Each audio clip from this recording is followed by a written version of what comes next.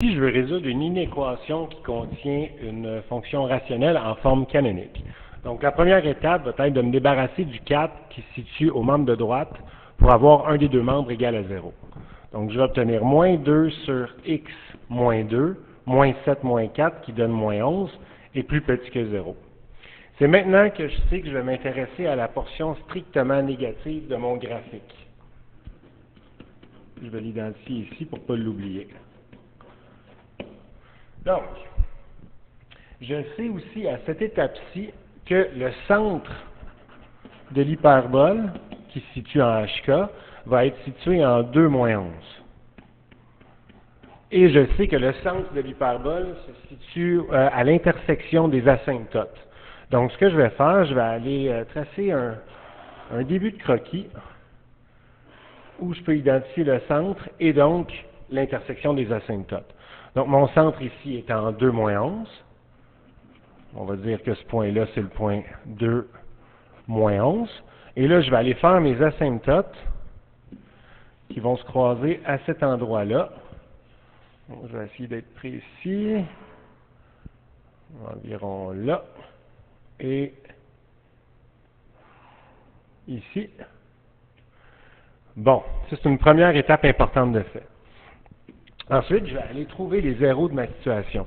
Donc, je vais transformer mon symbole d'inéquation en équation, donc avec un égal, et là, l'idée, c'est d'aller trouver les zéros. Donc, j'ai juste à isoler mon x, qui va donner moins 2 sur x moins 2 égale 11.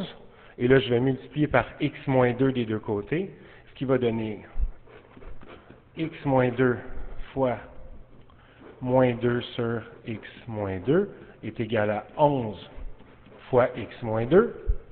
Donc, mes x moins 2 ici partent, ce qui donne moins 2 est égal à 11x moins 22. Je vais faire plus 22 des deux bords, donc 20 égale 11x. Et si on divise par 11 des deux côtés, on obtient que notre x sera égal à 20 au 11e, qui donne 1,81 périodique.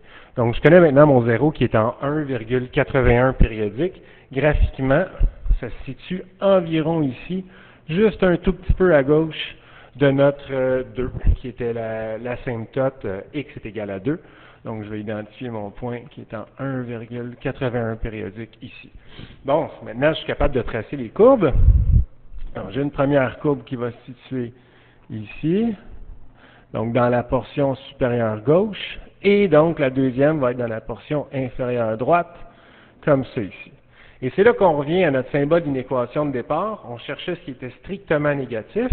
Donc, je vais aller identifier la portion qui est strictement négative de ma courbe. Donc, tout ce qui se situe en dessous de l'axe des x, comme ça ici. Et tout ce qui me reste, c'est donner les intervalles ou bien l'intervalle pour lequel cette fonction-là est bel et bien strictement négative.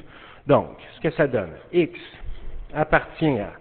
Et là, on commence à moins l'infini. Et ce sera strictement négatif jusqu'à temps qu'on arrive à notre zéro de 1,81 périodique. Mais on doit exclure ce zéro-là, étant donné que c'est strictement négatif et non pas plus petit ou égal. Donc, je m'en viens jusqu'à 1,81 périodique exclu. Ça recommence à être négatif un peu plus tard, et ça recommence dès qu'on dépasse notre asymptote x est égal à 2. Donc, 2 exclu, et là, ça n'arrêtera jamais de l'être, donc jusqu'à l'infini.